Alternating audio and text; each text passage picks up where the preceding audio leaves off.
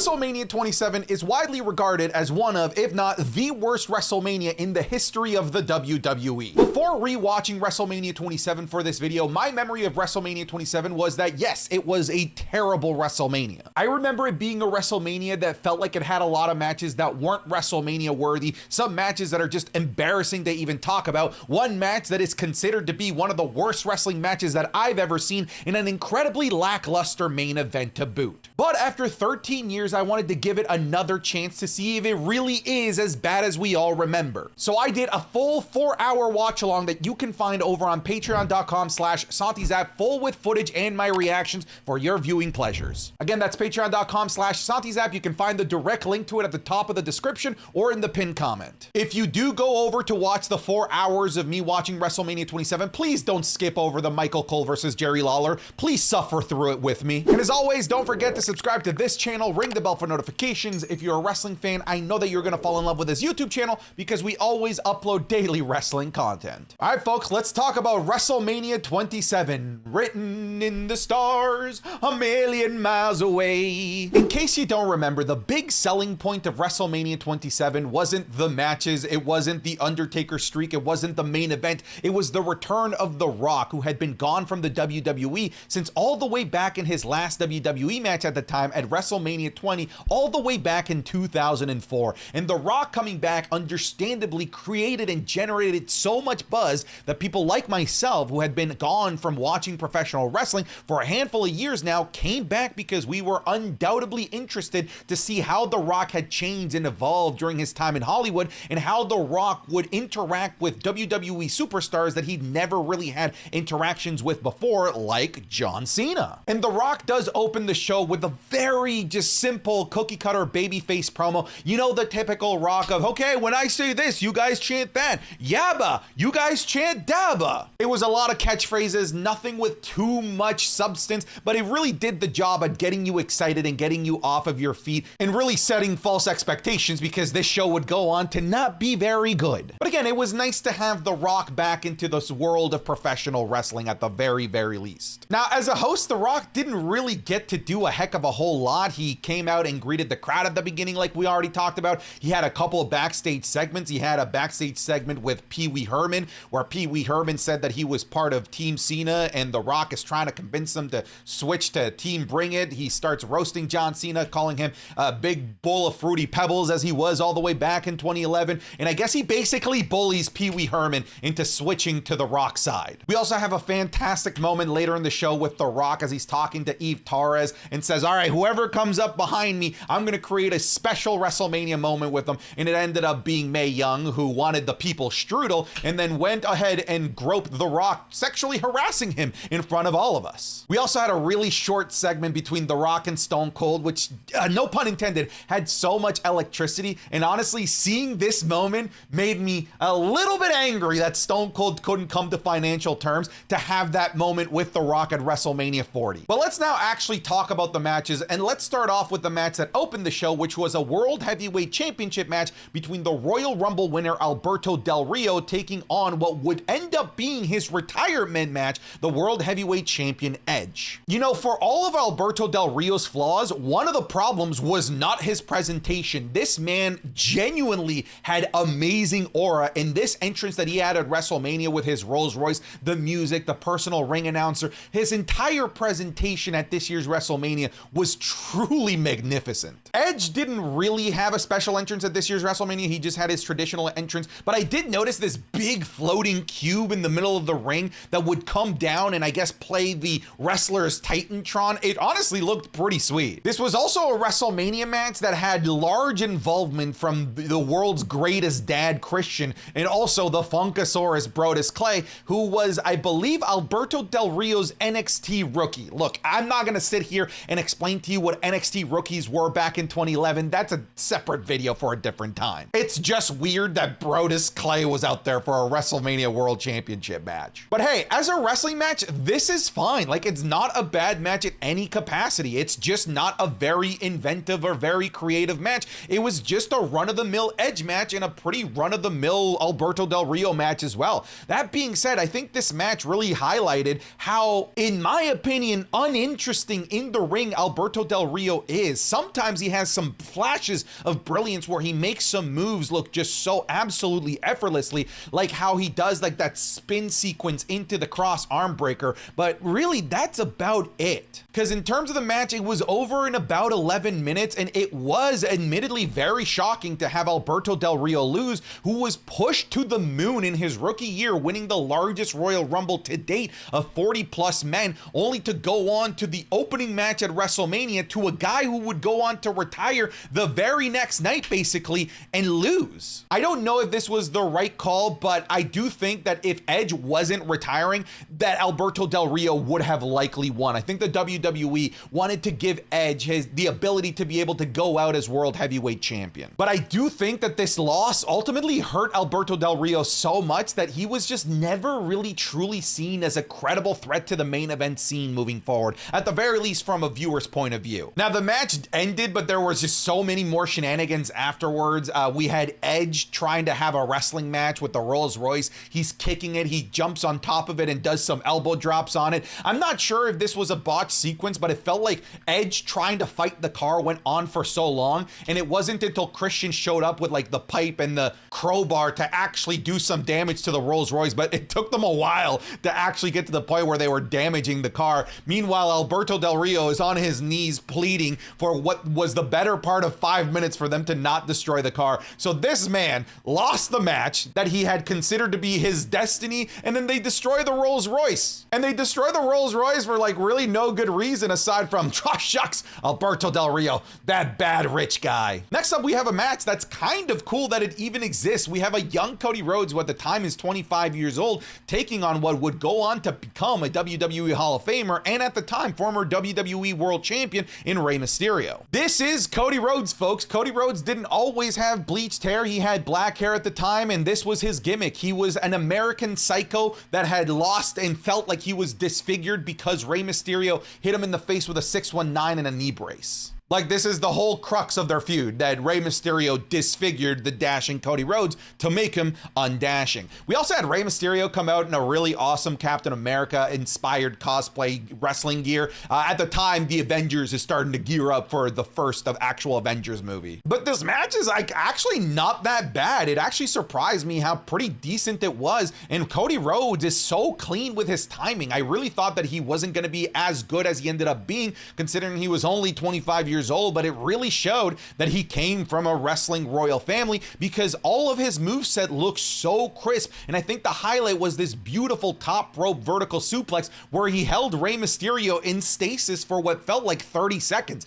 Like really, Cody Rhodes was crisp in this match. Not only was it a match, but it was also a match that was telling a very clear and coherent narrative, which is a lot that you can say for wrestling back in 2011 when a lot of matches just didn't have any narratives whatsoever. The narrative here was that Cody Rhodes was disfigured by the Rey Mysterio knee brace. So at some point in the match, Cody Rhodes starts attacking the knee and takes off the knee brace to make sure that Rey Mysterio can't use it against him. It was pretty smart. And as a heel, Cody Rhodes would go on to use his own mask as a weapon throughout the actual match itself. It was pretty good stuff. A nice highlight was Rey Mysterio taking Cody Rhodes' mask and then using it as a weapon himself. And what's actually interesting is that not only did the face mask change hands as a weapon user, but also the knee brace, which actually allowed Cody Rhodes to pick up the victory as he used the knee brace that he took from Rey Mysterio's knee and used it to bash Rey Mysterio in the head. Here's the thing, the knee brace slipped out of his hand when he hit him and it went into the ring. So the ref literally can see the weapon that was used to attack Rey Mysterio directly in front of him, but still, whatever, they ignore it. Cody Rhodes picks up the victory, which at the time was a massive victory for him. But overall, this wasn't a bad match. Was it fantastic? No, but am I upset that I watched it? Absolutely not as well. Like, it was a good match. I think the only thing that's missing so far from the first two matches is like the true WrestleMania feel, because the first two didn't really provide that. But again, not bad matches. I just think that these first two matches are better suited for smaller B-tier pay-per-views, in my opinion. Oh, such a thing of beauty. This is so much worse than I remembered it being. Oh! Okay, that sucked.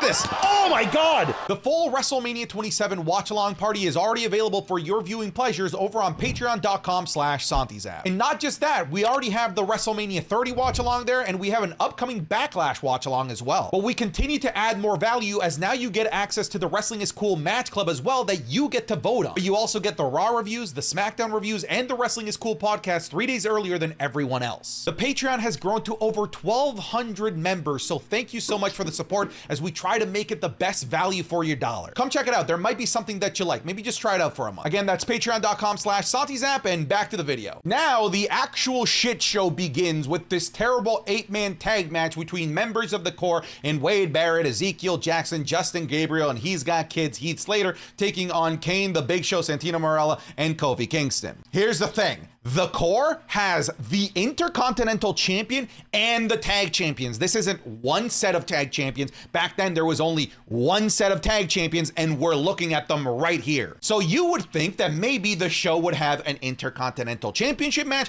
and a Tag Team match. Just look at WrestleMania 40 and WrestleMania 39. They had individual matches for those titles. Here's the thing. Back then, these titles that you're seeing meant absolute dog shit. This is the bottom of the barrel that the Intercontinental Championship has ever been in. It's never been lower than this at this point. And same with the tag titles. These championships are genuinely meaningless, which is why they were put into a 2-minute squash match. The highlight of this entire 3-minute match is Santino Marella's entrance, because his little speed walk is hilarious, but it's even funnier when it's a long-ass WrestleMania ramp and it takes him like 10 years to get to the ring. Really, the only highlight of this match, in my opinion, is Kofi Kingston. Kofi Kingston, with the very little time that he actually had, he had maybe 2 moves. He made those 2 moves count with a beautiful Trouble in Paradise in a really awesome kind of like corkscrew crossbody to the outside. Kofi Kingston, at the very least, went out trying. And just like that, like literally, there was one tag in this match. Most of the people in this match were never at any moment legal men inside of the ring. Santino Marella hits Heath Slater with the Cobra, and then Heath Slater sells the ever-living shit, might I add.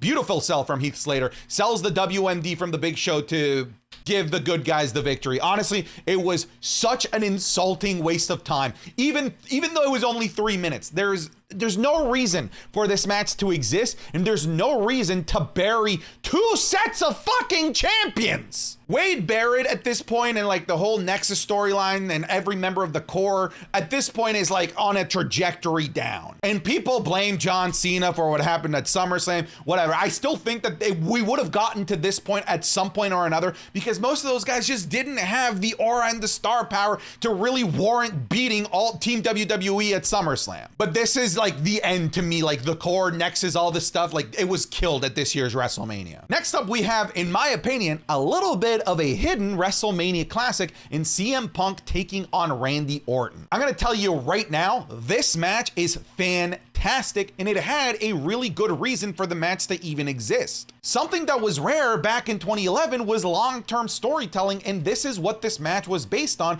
as CM Punk cost Randy Orton the WWE Championship at the Royal Rumble against The Miz, and it wasn't just a random attack, it was because 2 years earlier, Randy Orton and Legacy took out CM Punk, and Randy Orton punted CM Punk, taking him out of action. And that's it, like that's the story. CM Punk is still angry, bitter, and petty, and wants to get back at Randy Orton. It was a simple storyline. And then for the next several weeks after that, the plot thickens with Randy Orton punting every single member of the Nexus, leading into WrestleMania, where you want to see CM Punk get also punted in the head. Honestly, it's a really, really good feud. And to no one's surprise, Randy Orton and CM Punk went out and had an amazing match, a really beautiful technical back and forth that was also really slow and methodical. Again, that was also really slow and methodical, but with purpose, not for the sake of just letting these guys rest. It added to the match, as we had CM Punk continuously work the knee that he had been working in the lead up to WrestleMania to ensure that Randy Orton can't punt him. It's smart. It's really good in-ring tactics. The purpose of attacking Randy's knee is also so that he can't get out of the Anaconda Vice, because you need your legs to get leverage. Again, really good stuff. This is also peak Randy, a very skinny Randy compared to what we have today, by the way, a very, very young Randy. But this is a Randy Orton that's just a year removed from his bald menace face, and he has some of the best facial reactions that you will ever see on a professional wrestler. And that's why Randy is such a masterclass, because he knows when it's time to slow things down so that the camera can capture these crazy bone-chilling moments. And just like I said, the whole thing with attacking the knee was to prevent Randy from going for the punt. And as Randy, instead of going for an RKO, who he had it right there, decides to go for the most devastating move possible because of all of the things that CM Punk has put him through, and goes for the punt, and his leg gives out. And Randy sells this thing like his leg actually snapped in half. It looks like his knee and his ankle completely buckle under from him. And then we have CM Punk laughing that his plan is working. He goes out to take out Randy Orton. Randy Orton, with a last gasp of energy, tries to go for an RKO from out of nowhere, and this is during the height of the RKO from out of nowhere meme, but it fails, and you're just left to believe, hell, if the punt didn't work, if the RKO from out of nowhere didn't work, it's over. CM Punk is winning, and he knew that he was winning, which is why we have this diabolical smile, only for him to go for the springboard, and for Randy to have one last little gasp of energy to once again hit an RKO from out of nowhere, and a beautiful ending to a fantastic match. This is a hidden gem of WrestleMania. Jesus Christ. Let me tell you that this might actually be the worst wrestling match that I've ever seen. Certainly, it has to be the worst thing that I've ever seen at a WrestleMania ever. Not only is the match itself terrible, but it is ungodly long. The match itself is about 14 minutes. They got about 30 seconds more in-ring time than Randy Orton and CM Punk.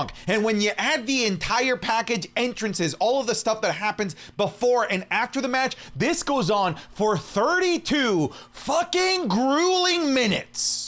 During the watch along on Patreon, this was the worst part. This felt like 3 hours of actual misery. I would not put anyone through this, not even my worst enemy. This is actual, genuine torture to watch this. This freaking match got all of the glitz and glamour of an actual WrestleMania main event, where the entrances lasted like 10 minutes because the people involved in the match were commentators, so they gave the commentators that were gonna come out and commentate on this atrocity their own entrances, as opposed to them just spawning at the desk how they should have. Booker T got his own entrance.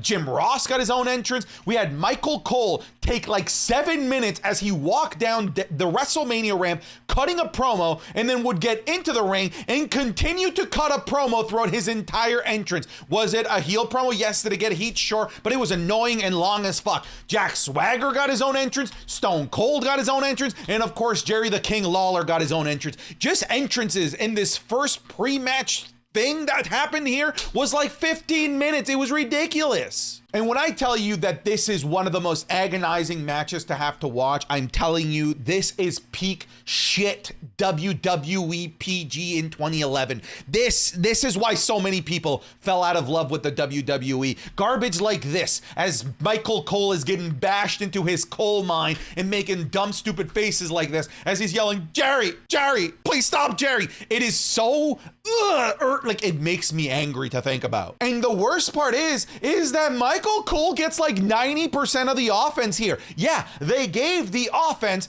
to the guy that doesn't know how to actually do wrestling. They allowed this non-wrestler to spend the majority of the time on the offense on the WWE legend that actually knows how to wrestle. And it just kept going and going and going and going. It was like the first like 3/4 of the match, Michael Cole actually kicking Jerry Lawler's ass in like the most bland, boring possible way. I did enjoy that the commentators called this ankle lock the ankle lock. I did like that. But here's what this match needed to be. It just needed to be the back half. Just this beatdown of Michael Cole, this guy that's been this annoying shit-eating heel for so long, finally getting his comeuppance. But it wasn't that. It was actually mostly Michael Cole winning. We do get a sequence here where Michael Cole is getting finally beaten so bad that Jack Swagger, who was Michael Cole's trainer, who like was training him and even helping him warm up before the match, he thinks he should throw in the towel. He throws in the towel. Stone Cold grabs the a towel, wipes his head with it, and then gives Jack Swagger, honestly, a really nice Stone Cold Stunner. This is one of the highlights of this match. Then the beatdown of Michael Cole continues, and again, this part, I enjoy this ridiculous beatdown of this ridiculous character. It's what it should have been, with Jerry Lawler refusing to pin Michael Cole just so that he can continue to beat him up even longer, puts him in the ankle lock, Michael Cole is tapping, Stone Cold Steve Austin refuses to ring the bell. This is all this match should have been. It should have been the last 3 minutes, and it should have been this celebration, and that's it. But this garbage, this just took an entirely way too long. And I also just don't see the appeal of seeing the commentators fight. Historically, commentators are not supposed to be the forefront of attention. They are there to bring attention to everything else. So when you make them the focal point of attention, when you give them more attention than the actual wrestlers that deserve the attention, you end up with bullshit like this. So now we've gone through the entrances, the painfully long match, and it doesn't end. They celebrate. Booker T, for some reason, comes in. He hits a spinneroonie that no one asked for, eats a stunner. That was nice. I like the stunner. And then the anonymous Raw general manager chimes in after like 8 minutes of celebration, by the way. You couldn't have sent this email a little bit fucking faster, and tells the world through Josh Matthews that Jerry the King Lawler has been disqualified and that Michael Cole's the winner because Stone Cold Steve Austin got too involved and overstepped his boundary, which of course has Michael Cole laughing because he's officially the winner, has Stone Cold pissed off, and he stunners poor Josh Matthews, who did nothing wrong except just read a goddamn email. But listen, this was the biggest waste of time ever. Yes, it was long, it was painful, but then to overturn the decision is such an insulting thing to do to fans, especially the way that they did it, considering the whole payoff of sitting through that garbage was seeing Michael Cole lose. So to overturn it made something terrible somehow fucking worse. Luckily, we go from one of the worst matches in WrestleMania history to arguably one of the greatest matches that I've ever seen at WrestleMania. And after a rewatch, this match has moved up in my pecking order in terms of best WrestleMania matches of all time. This, my friends, is a freaking classic. It is the no holds barred match, streak match between The Undertaker and Triple H. I love the video package right before this. It was like a Western, like the two Western outlaws going at it in the middle of town at high noon. Who's gonna be the last one standing? During the video package, they didn't even talk to each other. They just stared at each other, looked at the Mania sign, and that was it. I'll see you at high noon, cowboy. Triple H, of course, always gets his Triple H entrance feeling like a God of War villain. Undertaker at this point is like the height of his aura, where you knew whatever Undertaker was about to do at WrestleMania was gonna be something special. And they really stepped on the gas at the beginning of this match and really took advantage of the no holds barred stipulation as Triple H spears the Undertaker through the glass and destroying the coal mine. We have Triple H taking this nasty bump, being taken overhead and landing onto the floor from the table. We have the Undertaker being an absolute insane human being, doing this jump from inside of the ring to the outside that nearly killed him when he did it against Shawn Michaels, but he goes and does it again and once again almost lands on his head. We have this nasty spine buster from the metal step on through to the Spanish announce table. The beginning of this match is absolutely gnarly. But then the in-ring stuff was also just phenomenal as well. We have the guys going back in, having a regular wrestling match, trading finishers. We have Triple H hitting a pedigree, not being able to get the victory. We have the Undertaker hitting a last ride, getting mad that he's not able to pick up the victory. And this is where the in-ring psychology really just takes it to another level. Because in his anger, he decides to, okay, I'm putting it down Triple H once and for all with a tombstone pile driver, hits it beautifully, goes for the iconic pin, only for Triple H to kick out and again increase this anger that's lingering within the Undertaker as he can't seem to put away this Western outlaw, at least that's how they're portraying them in their story, in Triple H. But then here's where the match actually just gets so insane in its cinema. Like, I know we overuse that term with bloodline related storylines. From here, it's actually freaking a movie. We have Triple H grab the Undertaker, hits a pedigree, grabs him again, hits him with another pedigree, only for Undertaker to kick out of back-to-back pedigrees. Then Triple H grabs a chair, beats the Undertaker with like 17 chair shots to the back, only for Taker to barely be able to stand up and eat another chair shot to the head. And then we have this unbelievably good goosebump-inducing camera shot of Triple H feeling like internal disgust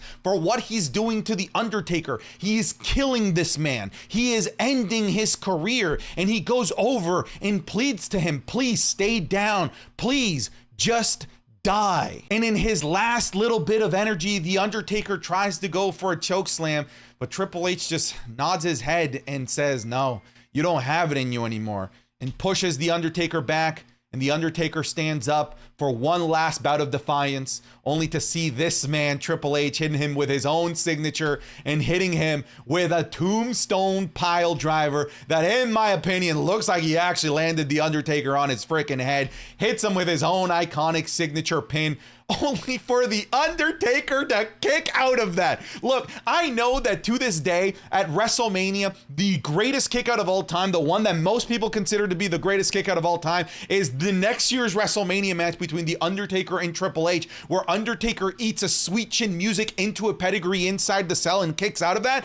This might rival that. I forgot about how insane this was. I need you to go back and keep count of this, all right? It was 3 straight pedigrees, a bunch of chair shots to the back, a chair shot to the head, a tombstone pile driver, and this man kicks out of it. Absolutely insanity. It's at this point where Triple H is like, all right, if you won't die, then I'll just kill you. He grabs the sledgehammer, brings it into the ring, ready to take out The Undertaker, but The Undertaker at 1% battery is able to trick Triple H to come just close enough to put him into the Hell's Gates. And this Hell's Gates, let me tell you, is pure cinema. It was so dramatic. It was like 5 minutes long with Triple H writhing in pain, trying to pick up The Undertaker, trying to roll through, but unable to get out as he's struggling and trying to find the sledgehammer. He finally finds the sledgehammer, lifts it up, and then drops it, and then taps out to The Undertaker. And even after the bell rings, Triple H is the only one left standing because Triple H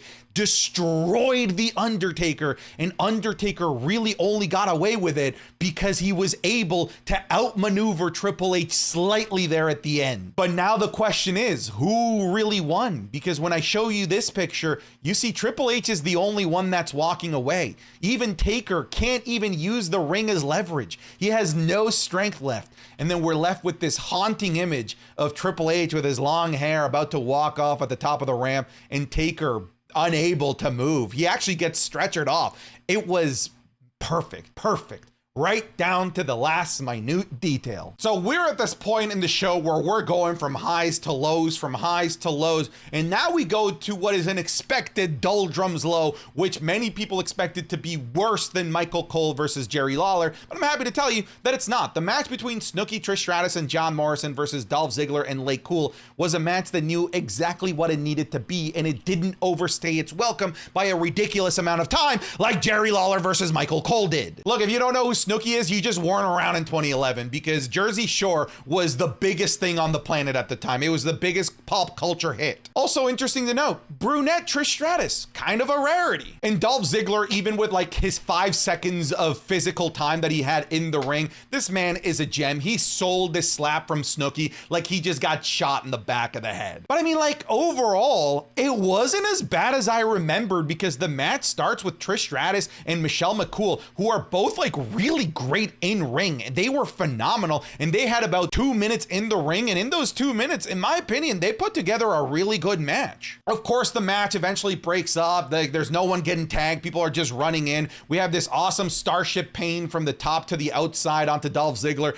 and that's about everything that Dolph Ziggler did. But really, the setup was for Snooki to finish the match, and I took this little snapshot here because you can actually like see like her nerves. Like, she's really nervous, because this is the end of the, like, this is the finish. This is the end of the match, and she's gonna have to do this like crazy tumble gymnastics thing with an elbow at the very end, and that helps put away Michelle McCool as she does this little guppy drop thing that honestly did look really bad. But again, like, Yeah, like, is this bad? Sure, but it's 3 minutes. It was designed to just be a quick celebrity appearance, and that's what it was. I didn't hate this as much as I thought that I was going to. I can deal with hokey. I can deal with a little bit of cringe here or there, just so long as it's not 40 minutes of sustained cringe. 3 minutes, that's all this was. I didn't hate this. I thought everyone looked pretty good in this match for the short amount of time that they had. And last, but certainly not least, one of the reasons why WrestleMania 27 is considered to be one of the worst WrestleManias of all time is the main event, John Cena versus The Miz. And last, but certainly not least, we have the main event between John Cena and The Miz, a main event that many people believe is a major contributing factor as to why WrestleMania 27 is so bad, because it's a bland main event between a guy that a lot of people are getting really tired of in John Cena, and The Miz, a guy that very few people saw as a legitimate main eventer and shouldn't be here. On top of that, like, the lead up to WrestleMania made The Miz look to be this third wheel, because the story and the narrative really leading into this WrestleMania main event was the potential prospect of a future match between The Rock and John Cena. I've always said this before, but it is problematic when a WrestleMania match is used to elevate a feud in the future that doesn't even exist, because that's not what WrestleMania is supposed to be for. WrestleMania is supposed to be to blow off the feud, not to start a new one with people that aren't even involved in the match. So the WWE, in my opinion, did this main event a complete disservice by just using it as a launching off point for Cena versus The Rock an entire year from now. There weren't too many WrestleMania entrances on this show, but both of the main eventers did get a WrestleMania-like entrance. I really like the entrance for The Miz, because what I remember was him just going through like the bubbles of awesome, and I'm like, that's lame. But in this rewatch, they actually do this really cool montage of him looking at all of his past accomplishments, all of his past failures, and all of the past criticism that he's faced, that he doesn't deserve to be here, that it's not his moment, that people like him shouldn't be champions. Honestly, it kind of made me sympathize with The Miz. And then yes, we have the entrance of the inflatable awesome, which is kind of lame, and we have Alex Riley escorting The Miz to the ring. This is probably Alex Riley's biggest moment of his entire career. But I got this snapshot. I thought this was pretty cool with the fireworks, the awesome in the back. Look, The Miz, for all his faults, that championship looked good on him. The John Cena entrance, though, oh God, this is like why so many people hated John Cena and were just so tired of him. It was just so over the top, I'm the good guy, with a 3-minute prayer that was playing alongside like a montage of his career. Look, whatever, like, religion is your thing, and if you want to pray, that's cool. But like, this is just so ham-fisted and over the top. Like, look, Cena is a man of God. How can you root against the man of God? He even comes out to an Atlanta religious choir, and look at this shot. Does this not look like Jesus is arriving? They even have the stained glass back ceiling there, and here's John Cena coming through, I don't know, maybe parting the Red Sea. It was just too obvious of an attempt to make Cena be this like Jesus-like presence. And shocker, John Cena and The Miz don't put on a great match. Frankly, that's your fault, WWE. You're gonna put The Miz out there, who is a 3-star match kind of guy, and John Cena, who always just sort of wrestles at the level of his opponent. You're gonna have a very mediocre match. Cena is very capable of having 5-star matches when he's out there with talent that can elevate him, like AJ Styles, like CM Punk, and all those types of guys. But The Miz isn't gonna elevate John Cena anytime soon. I liked a little bit of the match psychology with The Miz kind of having this facial expression of like, oh my God, okay, what have I gotten myself into? John Cena is way stronger than I could have ever anticipated. But yeah, it's just such a boring match. We have like some very grounded offense. It's also like really sloppy as well. We have John Cena actually trip over The Miz as they're running the ropes because they mistimed something. It's kind of sad to see. But there were some highlights. There was this awesome DDT from The Miz to John Cena that looked like he lawn darted him.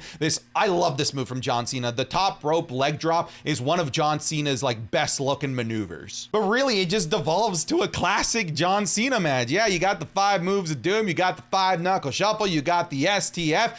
Cool. Alex Riley does now actually factor into the match as he actually removes the top turnbuckle. John Cena hits the top turnbuckle, and then Alex Riley hits him with the briefcase to set up for the skull-crushing finale, only of course for Cena to kick out. At one point, the ref even goes down, which allows Alex Riley to come in and hit John Cena once again with that briefcase. I don't even remember what's in that briefcase because The Miz has already cashed in his Money in the Bank, but of course, that still isn't enough to put away John Cena because, again, remember, John Cena is God. They have him as Jesus in this match. The most hype moment of this match is John Cena hitting this beautiful attitude adjustment and The Miz kicking out, and the arena actually popped hard for this. This is when the crowd finally got into the match, and it's a shame because this is basically when the match ends. I feel like if they gone another 5 minutes of this type of back and forth of kicking out of finishers, I feel like you could have had at least a serviceable main event here. But as you all know, we had this moment where John Cena takes The Miz over the barricade. The Miz bashes his head so hard off the floor. I winced when I was watching this on Patreon. Again, check the link in the description to watch all 4 hours. And it knocked out both John Cena and The Miz, and the ref counts them both out. The main event of WrestleMania ending in a freaking countout. But fear not, of course, we have The Rock coming out here. He reads the email from the Raw general manager, says it doesn't matter what you think, and then he just says restart the match, no disqualification, no countouts. And here I was like, sweet, all right, this is an opportunity to turn this lackluster main event into maybe something special. Let's get some weapons involved, let's put people through tables, and let's make the most of the time that we have left. But instead, the second that the match starts, the second that the bell rings, The Rock slides into the ring, puts himself in the position for the rock bottom, takes out John Cena for the rock bottom, giving The Miz the victory. So they took what could have fixed the match, something that could have made it more interesting, this no holds barred, no stipulation, and they just completely pulled the rug from under us. Something I didn't remember is when the match ended, John Cena was completely out of the equation. I, for some reason, remember there being a stare down between the two at the end, but there wasn't. The stare down was actually between The Miz and The Rock, and then The Rock comes in and beats the shit out of the champion, the guy that just won the main event of WrestleMania, the guy that should be closing the show with the pyro. The Rock just takes him out, hits him with a people's elbow, and he closes the show. So neither of the guys that were in the main event got to stand tall. And even though The Miz won, he felt like an even bigger little bitch because The Rock just took away his moment. I already talked about this before we got into this main event segment, but this was a waste of time because all it was just a setup for a future feud that at the moment of the match actually starting didn't exist yet. They sacrificed the WrestleMania 27 main event for the sake of helping set up the WrestleMania 28 main event, and I don't think that that's fair. It's not fair for the competitors, and more than anything, it's not fair for me and you. And it sure shit is not fair for the people that paid a ton of money to be in that arena to watch the show live. Also, the people watching at home, I'm just remembering, the WWE Network didn't exist. We paid $70 for this, for the show to end this way. So all in all, is WrestleMania 27 as bad as everyone says? I would say that it is a bad show, but it had more good things than I actually remembered. Del Rio versus Edge was okay. Rhodes versus Mysterio was pretty good too. The Randy Orton versus CM Punk match was fantastic. The Undertaker Triple H match was a freaking all-timer. But the stuff that was bad was really, really bad. That Michael Cole match is just atrocious. The match with the core is insulting to champions. The main event was really lackluster. And yeah, whatever, the celebrity involvement. Funny enough, I don't even count that celebrity involvement, the Snooki match, against WrestleMania 27 anymore. I will say, it's not as bad as I originally remembered, but I still think it's god-awful. Again, don't forget that you can watch all 4 hours of me watching the show alongside you, all with synced footage for your viewing pleasure over on Patreon. Go check it out. But that's it. I'm done. Get out of here.